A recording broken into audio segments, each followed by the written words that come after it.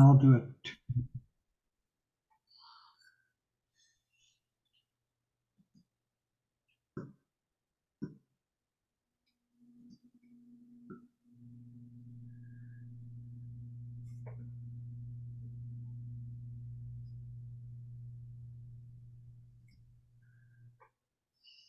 Okay, so here we go.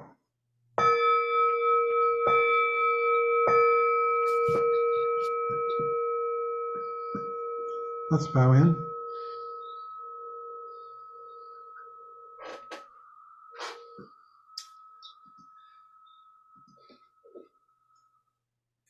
And for some reason, I've got a view of everybody, as well as the text. So it looks like I'm in business. I don't know how that happened. Welcome, everyone, to the Buddhist Path of Awakening class. We have been working our way through the Bodhicharya Avatara, which means entering the path of the way of the Bodhisattva, a text by Shantideva, who lived in the 8th century AD in India. And this text is one of the great classics of Buddhism altogether. Last week, Michael, that's good. Thank you. Last week, Michael presented chapter 3. We thought we were going to do 2 chapters, but turned out it was more than enough.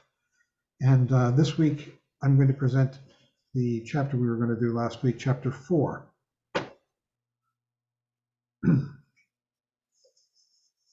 Which is titled Carefulness. This is having described bodhicitta and celebrated it in the first 3 chapters.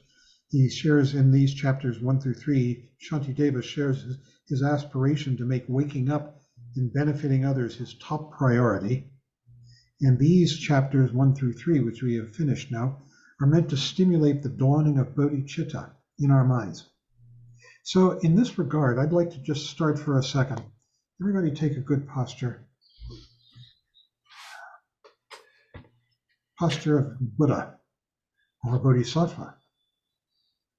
And bring your awareness right here into the present. It's very simple. Just coming back from dreams. And if you're having dreams, you see them, and then you're back from the dreams too. This is the practice of generating or coming back to bodhicitta, awakened mind. Bodhi, awake, chitta is mind or heart. And that's important that it's both, actually. And we're coming back to this. It's what we are. It's natural. It's not something we create or construct or improve. It's already here. And we are simply remembering it, coming back to it, seeing it more clearly as thoughts dissipate, thoughts and emotions, as they clear away and reveal this. More than that, we are beginning to shift our loyalty, our allegiance, from the schemes and dreams of thought and emotion to this simple, clear awareness, which is real. It's the real appreciation of reality and what we are. So, I say this ironically, you can relax now, because really, this is the complete, ultimate relaxation to come back to this. But you can take notes if you like, or whatever you wish to do. So,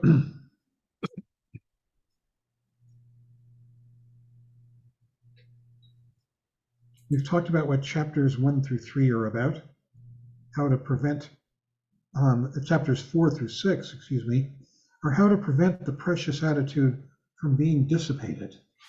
It's also about how to appreciate it and see it more clearly. And then how to keep it, how to have it here, be part of our lives.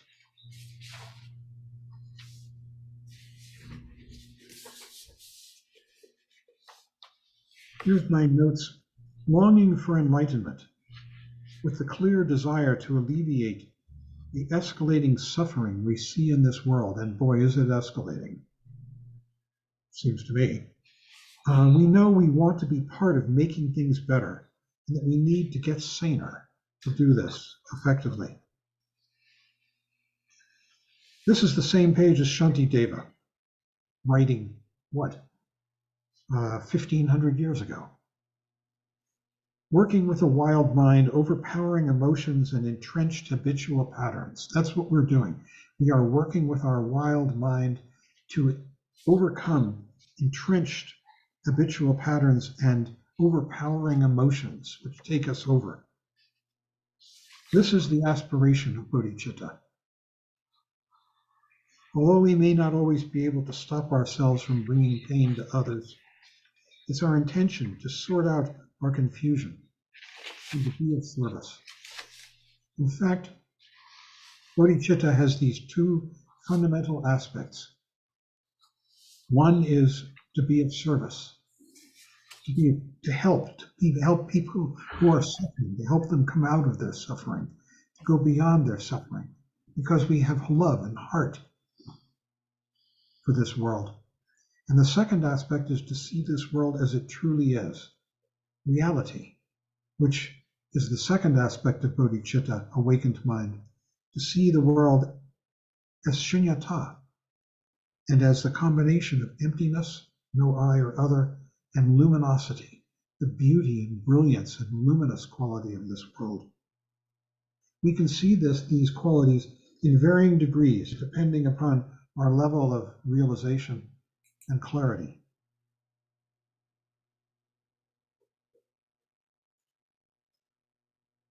Shantideva is determined for himself to stretch his heart and mind and not be stuck in his cocoon. That was a term that Trungpa Rinpoche created for ego. The cocoon, we weave a web of thought and habitual pattern and emotion of I-other concerns around us like a cocoon, and we stay inside that.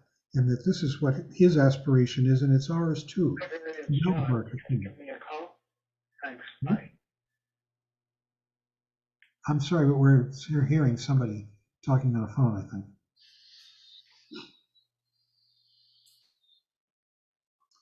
So,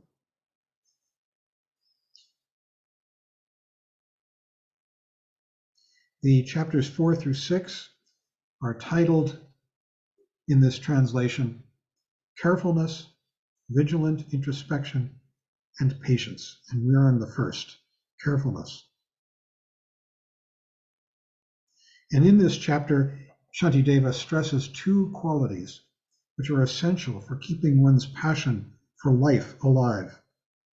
Attentiveness, being awake and attentive to what is going on in the moment, and working skillfully with the emotions which always take us away. The kleshas. The kleshas classically there are the three root kleshas, and then the 5 or 6 elaborated kleshas, you might call them. The 3 root kleshas are passion, aggression, and it's usually called ignorance, but I think indifference is a better term. And what it means is this, that when we see the world as a constant I-other proposition, that we're constantly walking through our days thinking about me and my relationship to other, which Buddhism teaches us is a false distinction and a neurotic, unhappy action. But when we do that, there are only these 3 options for how we can relate with other, I and other. If we think that the other is harmful to us, we want to push it away. And this is aggression, getting rid of something. If we think that the other is going to make our existence happier, we want to pull it to us. And this we could call passion. And if it's neither of the above, then we're indifferent. And that's the third possibility. We stay the same distance. because we don't want to pull it closer. We don't care about pushing it away. We're just indifferent. These are called the three poisons in Buddhism, and they are represented at the very center of the wheel of life. When you see the wheel of life with the Lord of Death, Yama, holding it, at the very center there's a chicken, a pig, and a snake, or a rooster, a pig, and a snake. The snake represents aggression. The rooster represents passion, lust, and the snake and the pig represents indifference, stupidity, sloth. These get elaborated, complicated into the six passions which define the six realms of confusion. The God realm is pride. The jealous God realm is envy, wanting to be in the God realm. The human realm is passion. It's appreciation for these things and loving to appreciate them. And these are the three upper realms. These are the realms where there's less suffering. There's the least suffering in the God realm. The three lower realms going down are the animal realm, which is the realm of stupidity, because animals are much less intelligent than human beings. Below that is the realm of the hungry ghosts. These are beings that feel constantly deprived and envious of everyone they see around them. And they're depicted in the iconography as having tiny little mouths, thin necks, and huge bellies. And finally, at the very bottom, is the hell realm, which is the realm of hatred and aggression and fear. These are the elaborations of these three poisons, the three that we've talked about before, into full-blown emotional states, kleshas they're called. And these are part of a three-part division of samsara.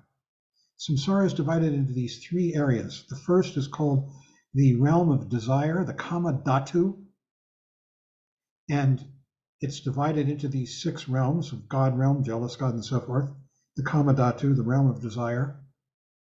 And then above that are these two other realms, which are purely mental creations. They are produced by focusing one's mind one-pointedly on an object for long periods of time with greater and greater intensity. And these are called the dhyana states. They are really formless God states. They're very pleasurable because one achieves a kind of trance, a focus on the object. And ultimately they get very ethereal. The last of the God states are the four upper ones. Above the realm of desire, the kama dhatu, is the realm of the gods of form, and above that is the realm of the gods of pure form. So above the realm of desire is the rupa dhatu, that's the realm of form, and above that is the arupa dhatu, which is the formless realm. And the states that one encounters there are just purely mental concentration states. And we're not supposed to practice them until, well, Trungpa Rinpoche said you could practice them after you have a thorough understanding of emptiness.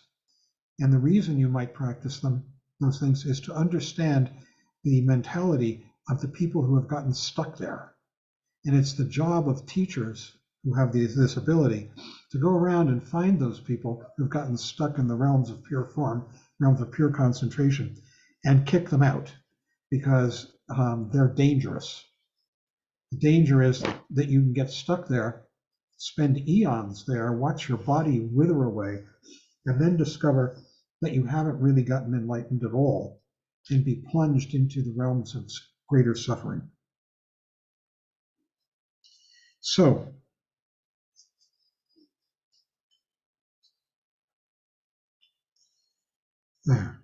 the title of this chapter in Tibetan is Pagyu, which means awareness or attentiveness.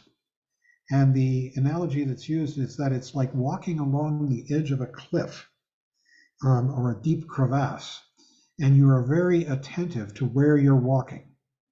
So this is the attentiveness or awareness of chapter 4. So we've talked about kleshas, strong emotions. These are strong emotions, the passion, aggression, hatred, envy, jealousy, that reliably lead to suffering. They all do, one way or another. The upper realms, realm of the gods, the jealous gods, and the human realm, don't have as much suffering. But nonetheless, they lead to suffering because sooner or later, we will encounter the other realms. The gods, for instance, live in a very blissful state. Whatever they see, a god in the realm of the Kamadhatu, whatever he or she sees is supposed to be beautiful, whatever they smell is perfume, whatever they taste is ambrosia, and they make love with a glance rather than the messy way that human beings have to do it. And the problem is that it's temporary. Even though it seems long, sooner or later, the God realm wears out. And when it wears out, the gods are so disappointed that they could be plunged into the hell realm, feeling that they've wasted their time. And there are lots of stories of people who are very rich, movie stars, all kinds of people who, although they would seem to be living in the God realm, they inhabit a hell realm and have committed suicide or been very unhappy and alcoholic or whatever it may be. So there's always that possibility. So let's read the first stanza. Who's going to pick the people? Was it Michael or Barry? I could do it. I'm just going to go from left to right. Steve. Yes. But I can't see the text. You can't. Uh-oh. I cannot. No, we don't have the screen share now. I'm sorry. I guess I'm not going to be able to see everybody, but here we go. Can you see it now? Okay. So shall I just read the first? Yes, just the first stanza. Okay. The children of the conqueror who thus have firmly grasped this bodhicitta should never turn aside from it. Strive never to transgress its disciplines. So its disciplines are mindfulness and compassion. And they take place further along. We'll come to this later as the 6 paramitas of the first 6 bhumis of the Bodhisattva path. And so once bodhicitta has arisen and knowing that with carelessness it could decline, we use attentiveness to keep its discipline, the 6 paramitas. And the attentiveness really is what we just practiced, coming back. We just do that again and again and again. And the more we do it slowly, it becomes natural, it grows. We don't have to do it as much. The more we do it, the more we don't have to do it. It just becomes a part of us. So would someone read the second verse? Sarah. Can you scroll? Oh, sorry.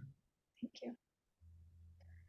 Whatever was begun without due heed, and all that was not properly conceived, although a promise and a pledge were given, it is right to reconsider.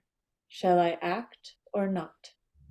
So we should always consider the consequences of any act before making a commitment, not jump blindly, but having considered fully, then don't hesitate or look back. This is the wisest approach. And I think we can take this approach in our meditation practice and in our whole approach to the path. Read the third verse. Henry. Yet what the Buddhas and their heirs have scrutinized in their great wisdom, I myself have probed and scrutinized. Why should I now procrastinate? Even Buddhas and Bodhisattvas are attentive before they make commitments. And we may get advice from trusted teachers and then decide to take a leap. This is what we do. It says here, Shantideva says that he, like the Buddhas and their heirs, has reflected carefully on his decision and sees no cause to draw back. Next person. Carolyn. For I bind myself with promises, but fail to carry out my words in deed. Then every being will have been betrayed. What destiny must lie in store for me? So the stakes are too high for Shantideva and for us to turn our backs on sentient beings. So here and in the following verses, he considers the consequence of reneging on his Bodhisattva vow. So would someone read number 5? Dan. If in the teachings it is said that those who in their thoughts intend to give a small and paltry thing but then draw back will take rebirth as hungry spirits. Right. I want to read the Bodhisattva vow. It's in chapter 3, stanzas 23 and 24. And this is it. Just as all the Buddhas of the past have brought forth the awakened mind. This is our aspiration too.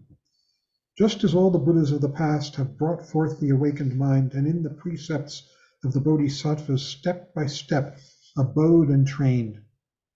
Likewise, for the benefit of beings, I will bring to birth the awakened mind, and in those precepts, step by step, I will abide and train myself.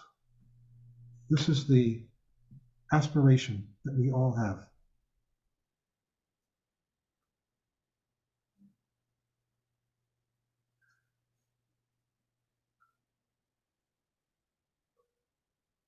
So are we up to 4.5? Yes, we are. Can someone read 4.5 and 4. That's 5 and 6? Lodro. If in the teachings it is said that those who in their thought intend to give a small and paltry things but then draw back will take rebirth as hungry spirits, how can I expect a happy destiny if from my heart I summon wandering beings to the highest bliss, but then deceive and fail them? So these two verses are addressing indecision, being generous and then changing your mind, probably influenced by greed and attachment. And Shantideva is warning us about the consequences of this. He says, yes, there may be temporary lapses of confidence, feelings of inadequacy. These are natural and should be expected. But if we decide to let the Bodhisattva spark go out, if we repress our appetite for challenge and growth, the consequences will be very sad indeed. The gravest sorrow comes from closing our minds to the suffering of others and feeling justified in doing so. And I'll add that the greatest happiness and joy comes from opening our hearts to the sufferings of others and wanting to participate in it and alleviate it. Would someone read number 7? Ed. As for those who, losing bodhicitta, lead others nonetheless to liberation, karmic law is inconceivable and only understood by the omniscient. The omniscient refers to the Buddha himself, and this is a reference to Shariputra, who backed off from his path and nonetheless became enlightened. And it's due to his karma, which is inconceivable. Only Buddhas can understand this. Someone for number 8. Mark. This failure for the Bodhisattva, is the gravest of all downfalls. For should it ever come to pass, the good of every being is thrown down. So the gravest mistake for any bodhisattva is to turn away permanently from the challenges of this world. Some discouragement is unavoidable, but if we completely give up our longing and passion to extend ourselves, our results will probably be not as good as Shariputra's.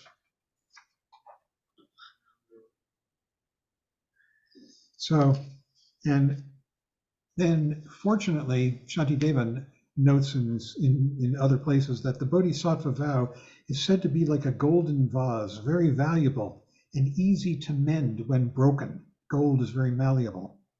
So we can renew our bodhicitta commitments at any time. This is inherent in the vow of kindness, our human frailty, and the encouragement that it's never too late to start fresh. Someone reading 4.9. Judith.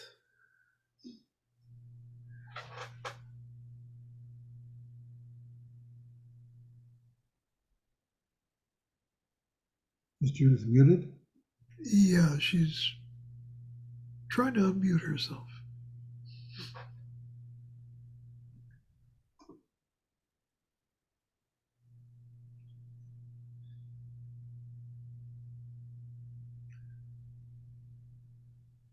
Maybe move on and come back to Judith. Okay. Shinyi?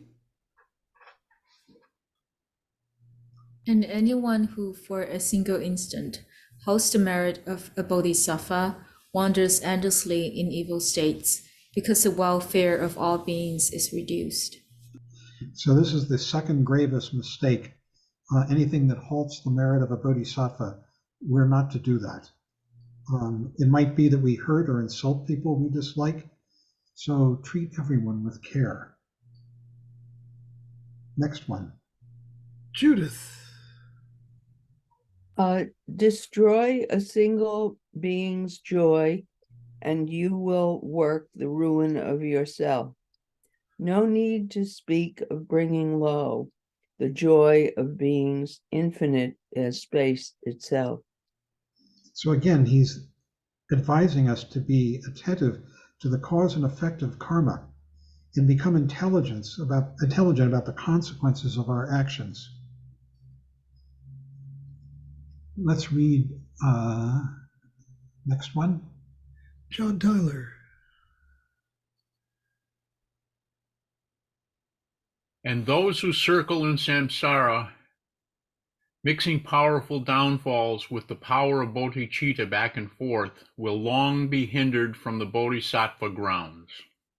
And the comment to this is that they'll long be hindered, but they won't be hindered permanently. There's no eternal damnation in Buddhism. There's always a way out eventually, although the progress can be very slow because of our vacillating commitment to bodhicitta. So what we want to do is act intelligently and use our precious human life as the path to enlightenment rather than as a path to hell. Next one. Steve. And so, according to my promise, I will act attentively. From this day forth, if I now fail to strive, I'll fall from low to even lower states. So moment to moment, we either wake up or fall deeper into sleep. And we should strive to awaken. This is our promise.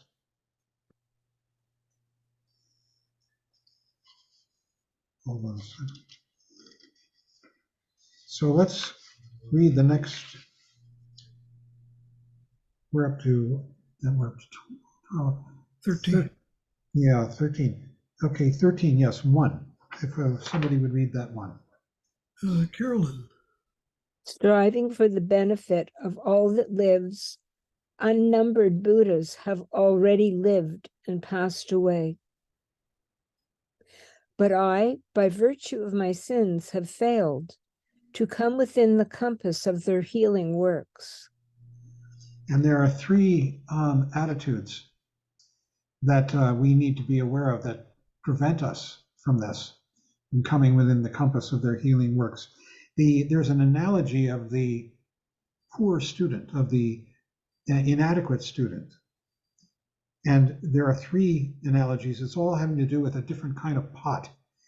The first one of these 3 pots has poison in it. So when the teachings are poured in, they're polluted. And we don't want to be that. That's having preconceptions about who and what we are and what the world is and what these teachings are. Those are the poison. The second kind of bad pot is having a hole in the bottom, so that when the teachings are poured in, they just run right out. That's not being attentive, not being listening, not being inspired. And the third analogy is a pot that's full. We're so full of our lives, whatever it may be, our jobs, our work, who knows, that we can't receive the teachings. All three of those are to be avoided. Paragraph 14. Dan.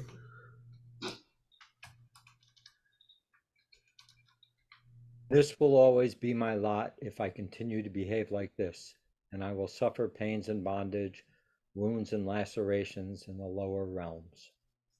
Yeah, our strategies for seeking security and avoiding discomfort increase our unhappiness, and they're addictive, and we use them repeatedly.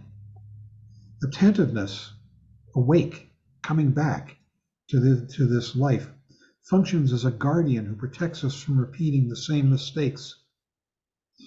We catch ourselves getting hooked and avoid being swept away by our emotions. And how do we do that? By developing the habit of coming back, of recognizing when we're being swept away and then letting it go. 15. Lojo. The appearance of the Buddhas in the world, through faith and the attainment of a human form, an aptitude for good, all these are rare. When will they come to me again? Keep reading one more. Scroll it for him. Today, indeed, I'm hale and well. I have enough to eat and I am not in danger. But this life is fleeting, unreliable. My body is like something briefly lent. So the first of these talks about the four qualities that make us available and likely and able to hear and realize the teachings. And the four qualities are, number one, that a Buddha, or one or more, has appeared in the world to give us teachings. The second is that we have developed true faith and we have a human form, because only human beings can hear and practice the Dharma. Number one, the main reason is only human beings have the right mix of suffering that motivates us and intelligence that enables us. Gods don't have enough suffering, and they are very intelligent, but they have no motivation. Hell beings have plenty of motivation, they're suffering, but they are so absorbed in the suffering that they can't practice the Dharma. Only human beings have the right combination and are able to do that. When we get into Tantra, you'll find that only human beings have all the necessary internal equipment of mind as well that enables them to practice the Dharma. So the appearance of the Buddhas in the world, true faith, and the attainment of the human form, and the aptitude for good. All these are rare. I'm reading it now. No, this is the one we just read, right? The appearance of the Buddhas in the world, yes. True faith, that means that we are inspired by and understand and accept and the truth of the Dharma. The attainments of a human form and the aptitude for good. This is the fact that we have accumulated enough merit in our lives that we can perform good for all those all around us.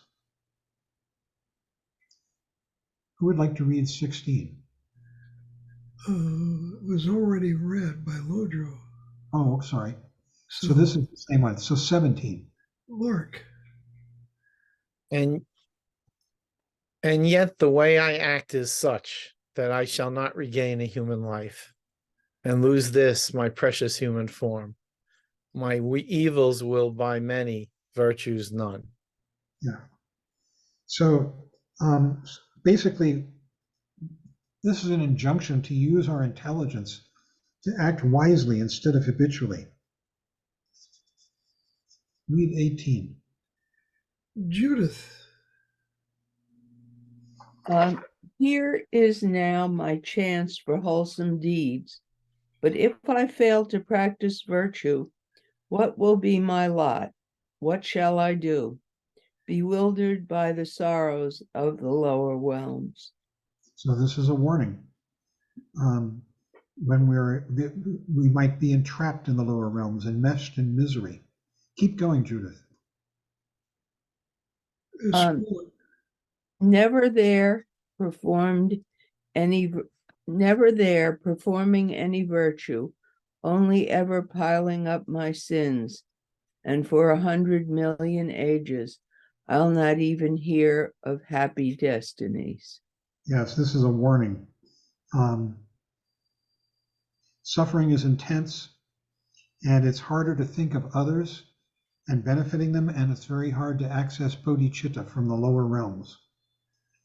Right now, because of our good birth, both physically and mentally, we have a chance to create the causes and conditions of happiness rather than misery, of inner strength and generosity rather than fearfulness and greed. This might not be so easy later on. Later on could be tomorrow or next life and anything in between. 20. John Tyler.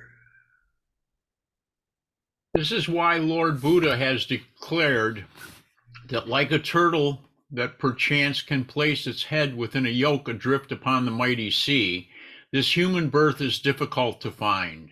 Right.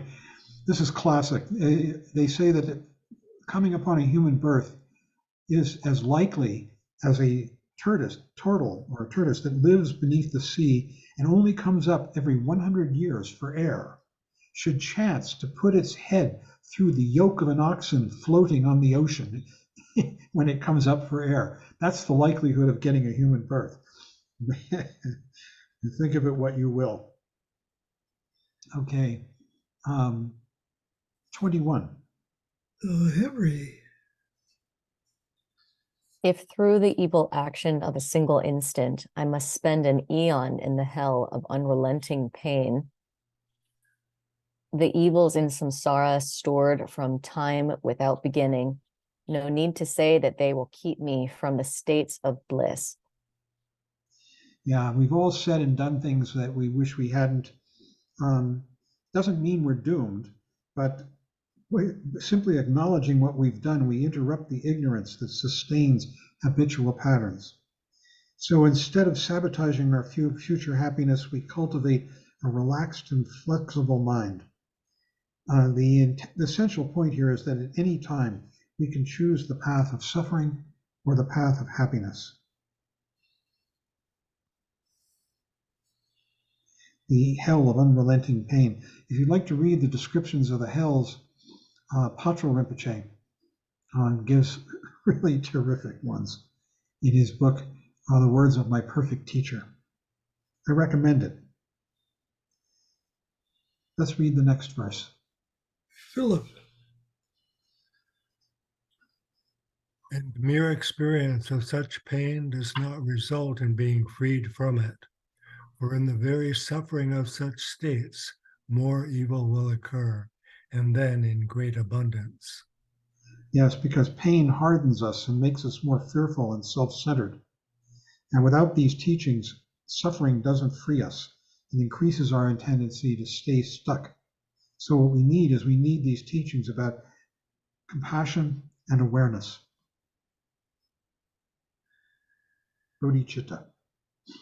Next verse. Sarah. Thus, having found this moment of reprieve, if I now fail to train myself in virtue, what greater folly could there ever be? How more could I betray myself?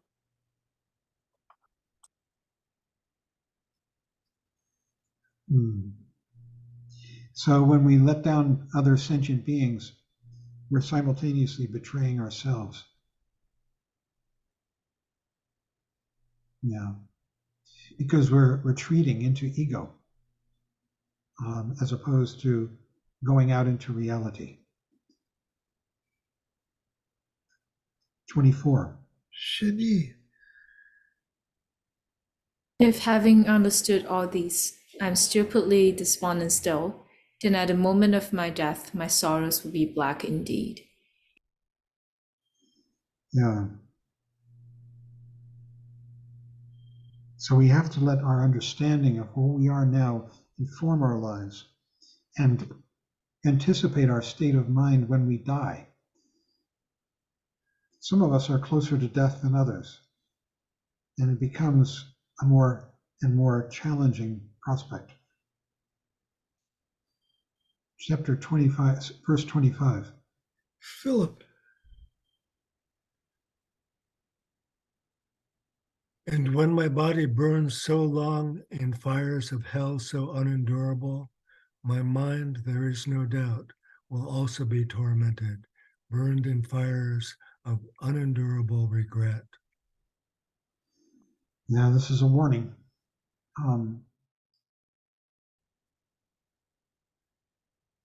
And I always tell the story, my father, when he died, his last words were, "I never thought it would be like this."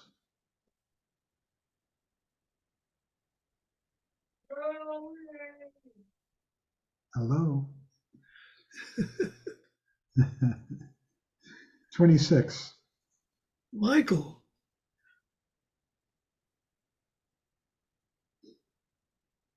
For it's as if by chance that I have gained this state so hard to find, wherein to help myself. If now, while having such discernment, I am once again consigned to hell. Keep going, sorry. I am as if benumbed by sorcery, as if reduced to total mindlessness. I do not know what dulls my wits. Oh, what is it that has me in its grip? Yeah. This is about, we're starting to talk about dealing with the emotions, the kleshas, the defilements which take us away, steal us away. And from moment to moment, we can choose how we relate with the emotions.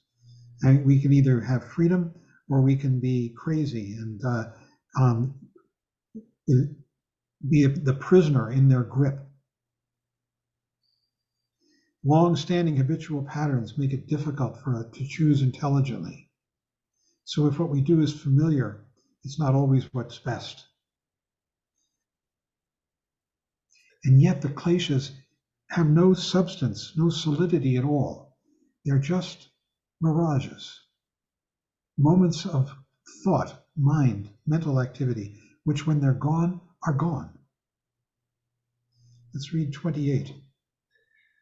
Steve.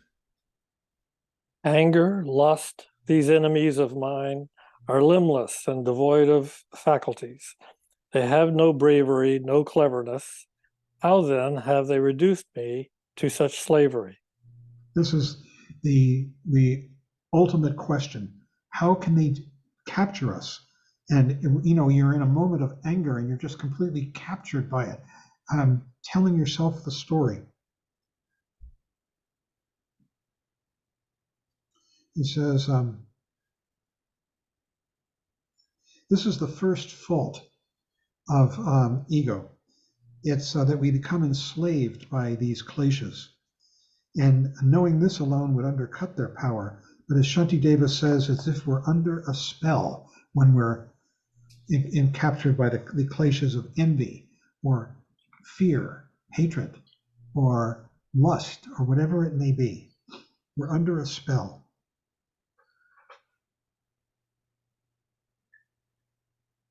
So let's go on to number 29. Carolyn. They dwell within my mind, and at their pleasure injure me, and thus I suffer meekly, unresenting. Thus my abject patience, all displaced. This is the second fault. We welcome the kleshas, the emotions. They're familiar. They give us something to hold on to. And it's like we're watching a disturbing television show. We're gripped. They have power over us. Hatred, for example, can make us feel strong and in charge, and it's utterly entertaining. When we're involved with hatred, there's a very powerful sense of I and my enemy, and we're engaged in this drama of conflict. Each of us has our own personal way of welcoming and encouraging these kleshas. And being aware of this is the first crucial step.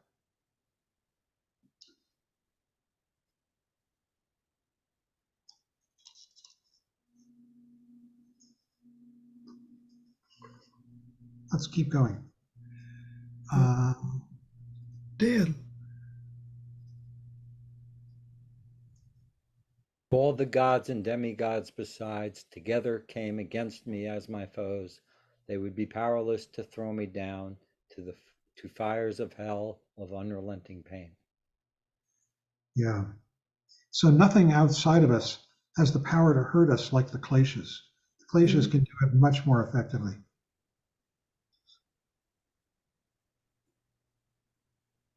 Next one. Lodro.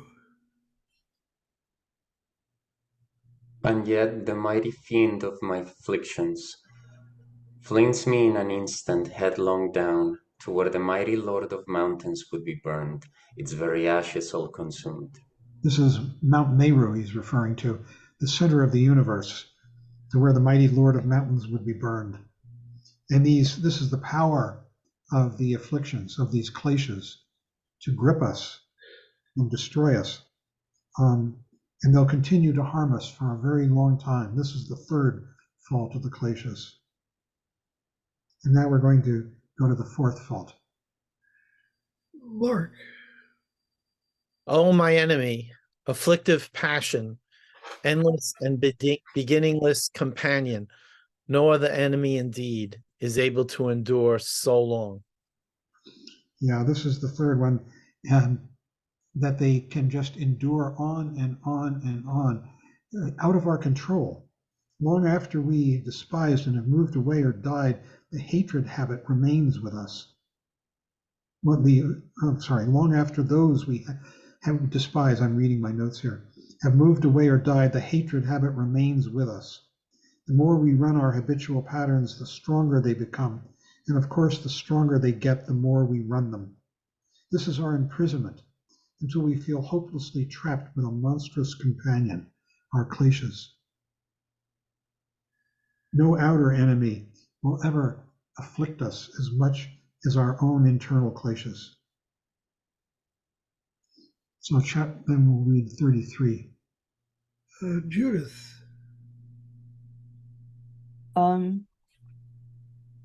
46? No, 33. Oh, 33. All other foes that I appease and wait upon will show me favors, give me aid. But should I serve my dark, defiled emotions, they will only harm me, draw me down to grief. So now Shantideva is telling us that we need to know and understand our emotions, their strategies and seductive ways. And we can't be ignorant about the power of the emotions, just constantly under their sway. We can't welcome or indulge them in the hopes that they'll bring us happiness or security. When the teachings tell us to make friends with our emotions, they mean to become more attentive and get to know them better. Being ignorant of them only makes matters worse. Feeling guilty or ashamed about them does the same. Likewise, struggling against them. Trungpa Rinpoche said that we're always trying to get rid of our emotions. That's what an emotion is. Hatred is you're trying to get rid of it either by catharting it, that means acting it out, or suppressing it, pushing it down. We must see them. That means you've got to stop trying to get rid of them and actually see what's going on. Only then is it possible to stay steady, connect with the underlying energy, and discover their insubstantial nature. And what their nature is they're composed of two elements, these emotions, always. The story, which kindles the emotion and drives it on. That person shouldn't have said this to me, they're a mean so-and-so, I'm going to get even, the story. And then the feeling, the energy that underlies those thoughts, those words, which is pushing the way away in the case of hatred, or pulling it towards you in the case of passion or lust.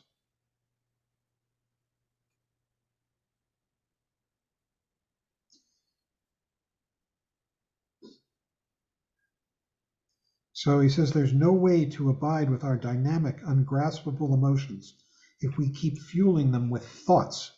It's like trying to put out a fire with kerosene. And this is what Trungpa Rinpoche taught us. There's a mixture of thought and emotion. The thought is so key. It's what triggers the emotion and keeps it alive, keeps fueling it like kerosene. So I think we're up to 34. John Tyler. If thus my ancient and unceasing foes, the wellspring only of my growing pain, can lodge so safe within my heart, how can I live so blithe and fearless in this wheel of life? This is the fifth and final fault of having to do with the kleshas.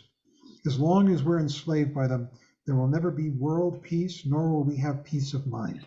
We'll just live in a constant realm of personal and societal klesha, suffering, conflict.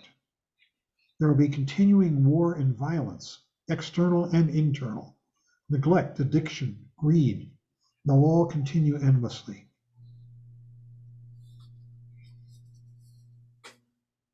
So let's read on. Shidi. And if the jail guards of the prisons of samsara, the butchers and tormentors of infernal realms, all lurk within me in the web of craving, what joy can ever be my destiny? These are the jailers and the guards of the prisons of samsara, these rationales that kindle and maintain our suffering. These are the butchers and tormentors of infernal realms, these stories. It says that usually we blame others for our misery, but Shantideva says that we created ourselves, our own infernal realms, personal hells, and other forms of suffering which come to our klesha-ridden minds. We have to take the responsibility for what happens to us by seeing these stories, cutting through them, seeing the energy, the emotion, that it's only a chimera, or is it pronounced chimera, an illusion, like a TV show that when you turn off the television, it evaporates.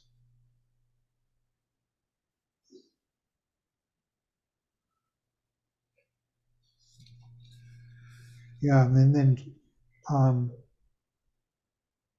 okay, let's go on to 36. Philip. Then we're going to do I'm going to do 3 here.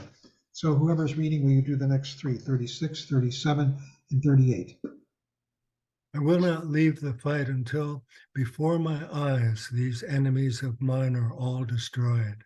For if, aroused to fury by the merest slight, incapable of sleep until the scores are settled, proud but wretched rivals, destined all to suffer when they die, will draw the battle lines and do their best to win, and careless of the pain of cut and thrust, will stand their ground, refusing to give way. No need to say that I will not lose heart, regardless of the hardships of the fray. From this day forth, I'll strive to crush those foes whose very nature is to bring me pain. Yeah, he's Shantideva, is a prince, a member of the Kshatriya class. There are 4 castes, 5 actually, in India. The Brahmins were the highest, and then the rulers and the warriors were the second, that's the Kshatriyas. And then there were the artisans and merchants, that's the third, and the fourth are the laboring classes. And finally, 5th, the untouchables. This is still going on in India, although it's much abated, this class division. And he was a member of the warrior class, the ruling class. And so he uses these images of war. So withdrawing from the habitual kleshas is difficult in the beginning, but our lives become increasingly more relaxed and free in the end. Klesha withdrawal is painful, but Shantideva is going to go through it to cease being a slave to the kleshas. He will not lose heart and give up because of pain or fear. Where are we? Are we on 39? I think, or 41? Yes, we're on 39. Somebody, I'm sorry, I'll have to go back here. Start with 39. Sarah.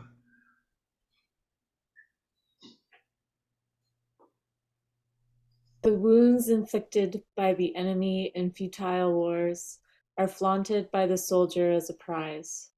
So in the high endeavor for so great a thing, why should I be dismayed by hurt or injury? Yeah, he regards the wounds of the fight against the Kleshas as trophies to be proud of. So that's encouraging. All of us in our fight against the Kleshas. I mean, this morning, I got so frustrated. I was being shuttled from one person on hold to another, trying to answer a question, and I got really angry and telling myself, this is terrible, this telephone affliction. And this is the way one becomes enslaved by the Kleshas. Who would like to read 40? Michael. When fishers, butchers, farmers, and the like, intending just to gain their livelihood, will suffer all the miseries of heat and cold, why, for being's happiness, should those like me not bear the same?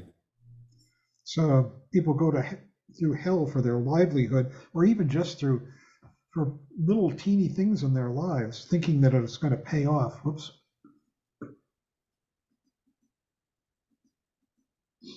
And why won't we go through similar to achieve the greatest satisfaction, the Bodhi heart, the awakened heart? So 41. Steve. And 42, I'm sorry. Read 41 and 42. When I pledged myself to free from their afflictions beings who abide in every region, stretching to the limits of the sky, I was myself not free from such defilements. To speak like that, not knowing my capacity, were these not truly but a madman's words? More reason than for never drawing back, abandoning the fight against defiled affliction. So here he's expressing his resolve again to live wakefully, as hard as it may be, instead of giving in to defeat and failure. His resolve is to never draw back. The slightest willingness to interrupt old habits predisposes us to greater bravery. So we could do this at any time. To be braver, greater strength, and greater empathy for others. We can always be of benefit, no matter how trapped we feel. How? By interrupting our defeatist storylines and working intelligently and wisely with our Kleshas. Okay. I think we're up to 43. Yes. Henry. This shall be my all-consuming passion. Filled with rancor, I will wage my war. Defilement of this kind will halt defilement, and for this reason it shall not be spurned. Yeah. What a resolve he's got. This resolve to awaken bodhicitta, come back from kleshas, and be of benefit. This is a resolve we all can have.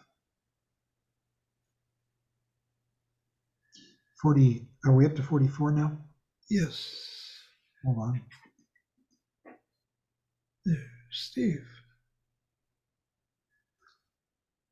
Better if I perish in the fire, better that my head be severed from my body than ever I should serve or reverence my mortal enemies' defiled emotions. So it's increasingly clear to him, and I hope to us, which choice leads to further pain and which one leads to relaxation and delight. And which one, and it's not just my relaxation and delight, it's our common relaxation and delight. By helping others, we help ourselves and we help others. 45. Carolyn. Common foes, when driven from the state, retreat and base themselves in other lands and muster all their strength the better to return. But enemy afflictions are without such stratagems. Keep reading, please. Next one. Miserable defilements scattered by the eye of wisdom, where will you run now when driven from my mind? There's 2 more lines. Oh, I'm sorry. Whence would you return to do me harm? But oh, my mind is feeble, I am indolent. I am in the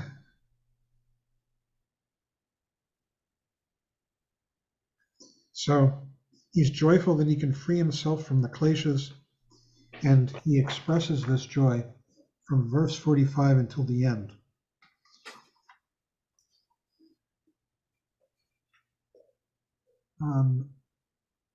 Let's read verse 47. Dan.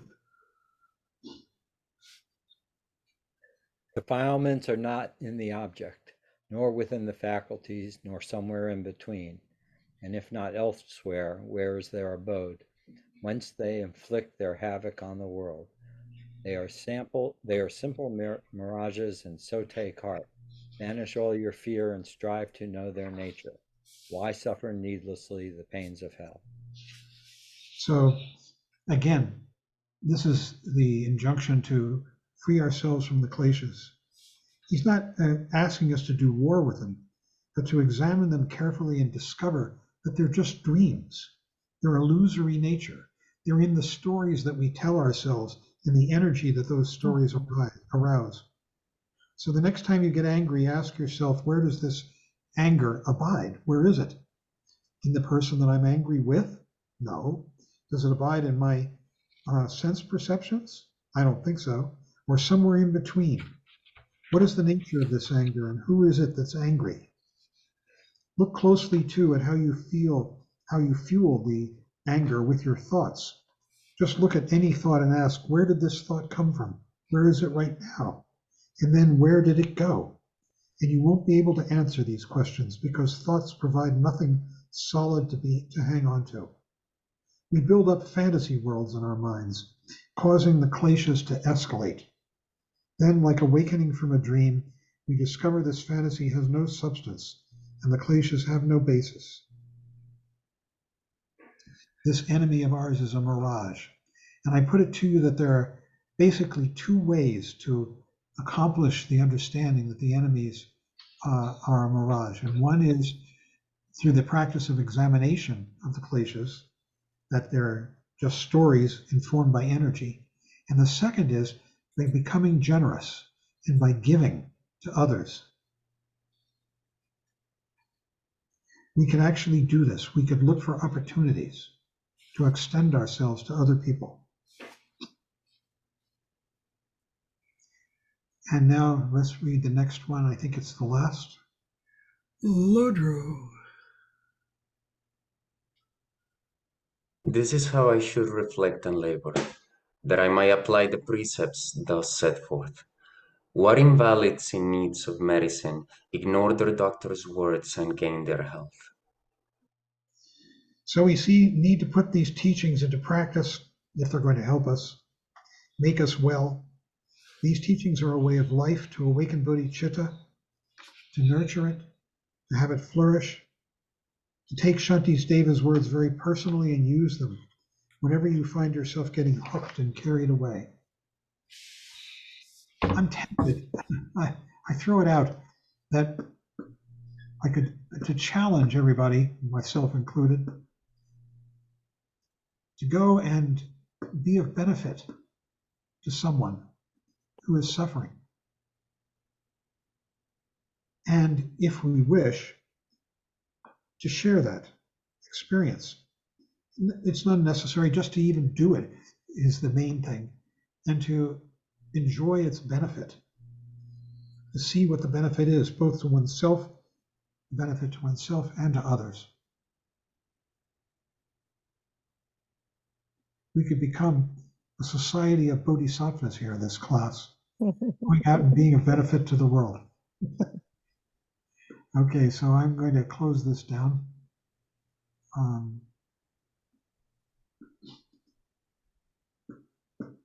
And we could have a discussion.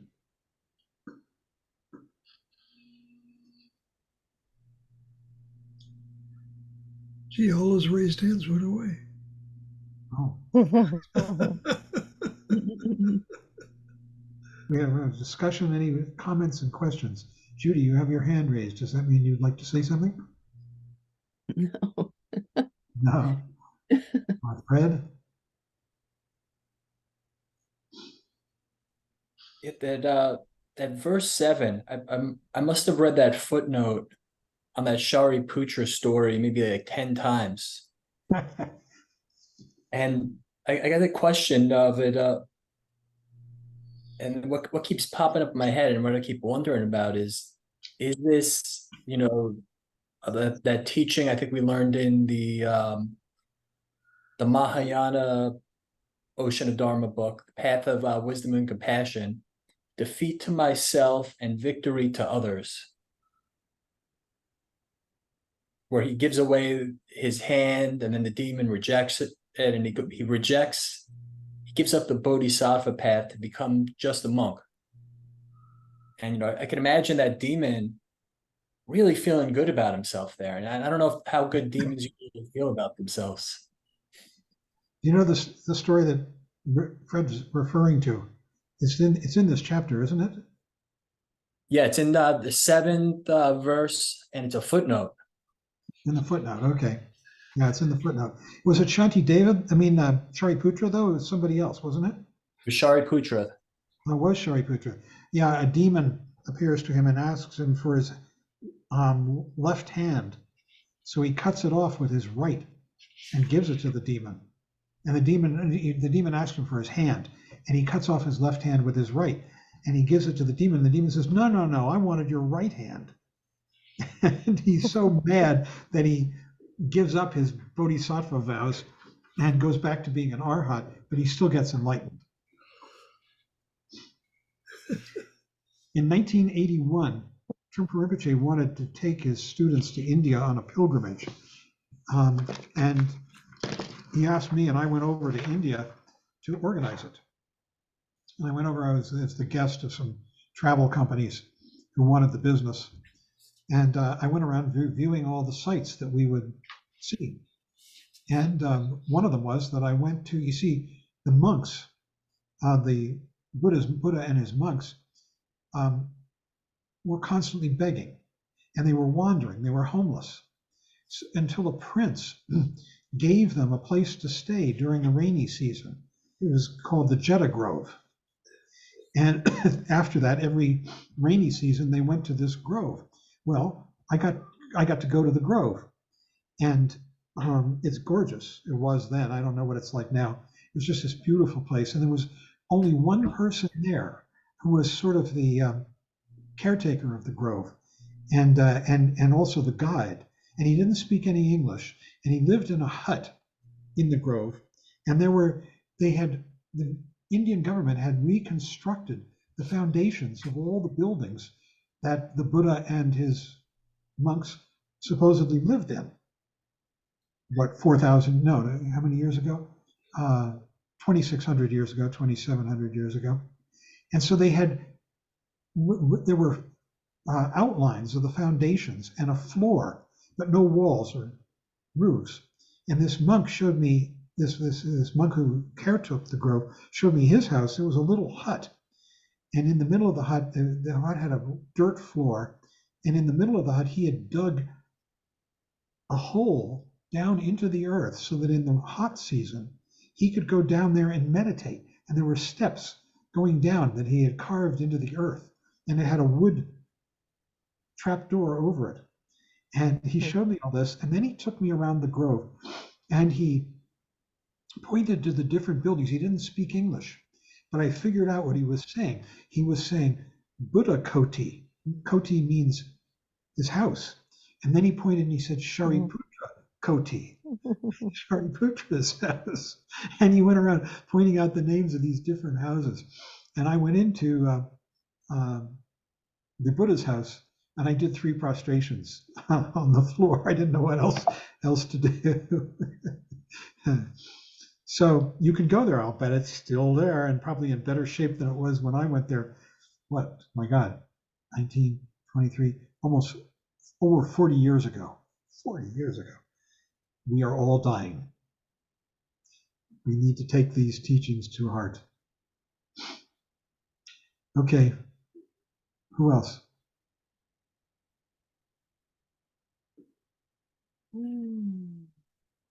Robert Bird, you had something you wanted to say. No? No, I just wanted to offer I think I found the picture of the hut at which you prostrated 3 times. So I put it in a link in the chat for everyone to look at. I think this is it. It had no walls when I was there. I mean, that's 40 years ago. They were just sort of raising the outlines of these huts. It was so beautiful, the Jetta Grove. It was all full of grass and palm trees and nobody there.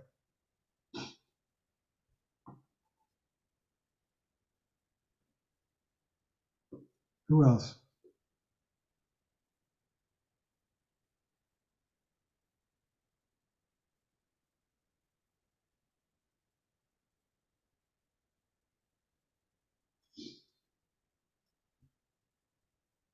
So I guess inspired by this, I have been looking for people in my life who are suffering egregiously with the intention of trying to be of help. It's not easy. There are practical considerations and scheduling considerations and all of this. And I encourage each one of you to do the same. To find somebody in your life who's suffering and just extend yourself to them in friendship. And if you can, in aid. I think that we could do this out of inspiration from Shantideva and the whole idea of bodhicitta. I see a few nodding heads, yes. I think you could bring real beauty into your own life as well as being of service to someone else.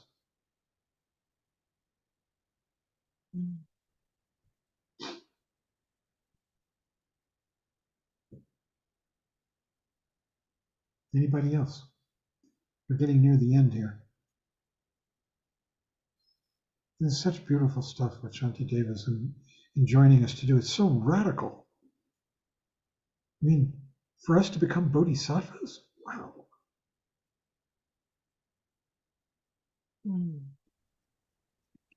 Philip. And yet it begins so simply.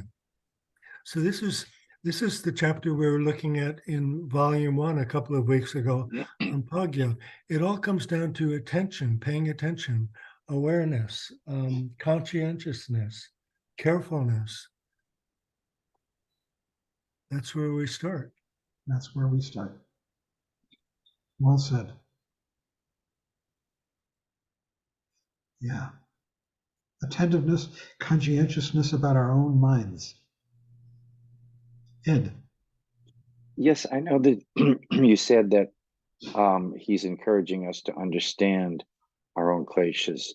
And maybe it's just poetry, or maybe it's just his background as a warrior. But there was a lot of fighting and conquering your emotions, the whole, battering, which seems inconsistent with our what we're learning about. Accepting them and understanding them and channeling them to achieve a positive energy, if you will. And maybe if you could elaborate on that a bit, I appreciate that. I think each one of us has to find our own way in working with the emotions and find the part of the teachings that really resonates for us. And you know what you said is part of your understanding and the way you will come to it. It's very personal and alive for each of us, how we overcome the kleshas. But he also says, that they're mirages. They're just like dreams that come and then they're gone. And where did it go? I can barely remember the anger that I felt this morning when I was on the phone getting shuttled from one, recording to the next. And yet I remember that I had it, but it fades. So how we deal with that? Each one of us. It's a very personal journey. And in fact, the very fact that it's so personal is so important. That each one of us, we're not getting some lesson from somebody else, that somebody else's answer. We're coming up with our own.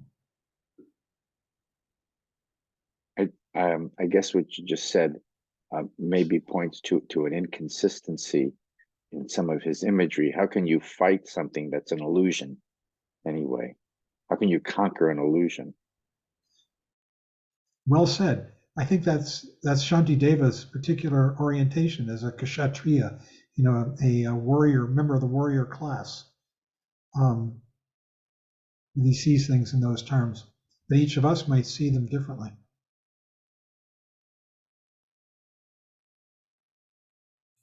I'd love to see you, Ed, come up with a description. It could also be read as a statement of real commitment.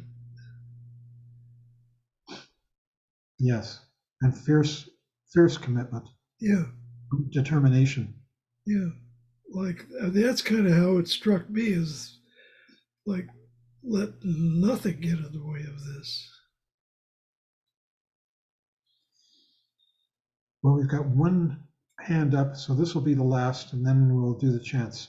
Fred.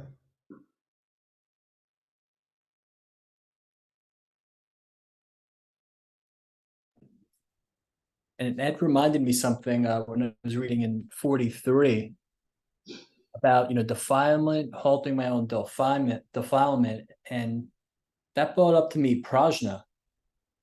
It's you cut at it once, and it's going to cut you too.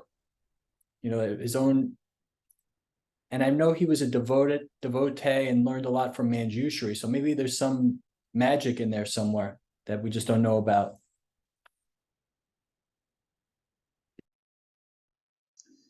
Well, on that note, let's do the closing chant.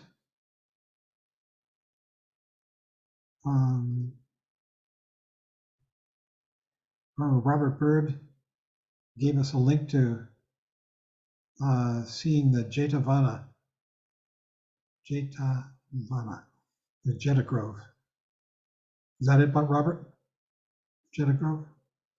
I think that's the grove you were describing. It has a photo of where Buddhist temple had rested. And yeah, they probably built it up since I was there. Who knows? Okay, I'll take a look at it afterwards. It'll be fun. All right. Hold on a second. We'll share the screen for the chants. And Sarah, you lead us.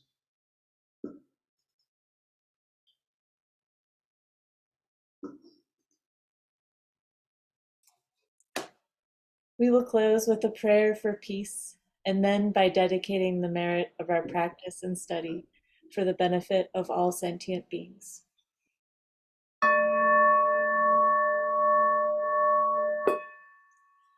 By the blessings of enlightened and compassionate ones, by the power of my positive actions of 3 times and my prayers of pure aspiration, may wars, conflicts, epidemics, and all other maladies dissolve in this world, and may the earth and all who live on this earth enjoy the abundance of well-being. May all learn to live lovingly with each other.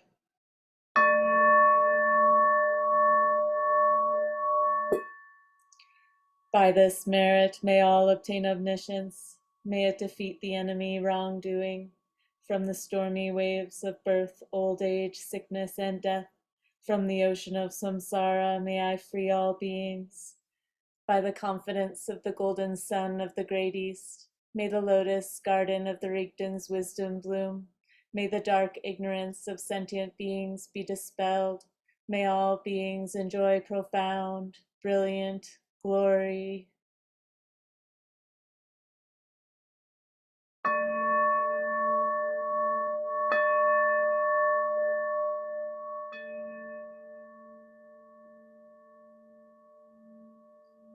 Thanks, everybody. Thank you, John. Thank you, Barry. Thank Thank you. you, John. Thank Thank you, you. everyone. Thank you. Thanks, Thanks, everyone.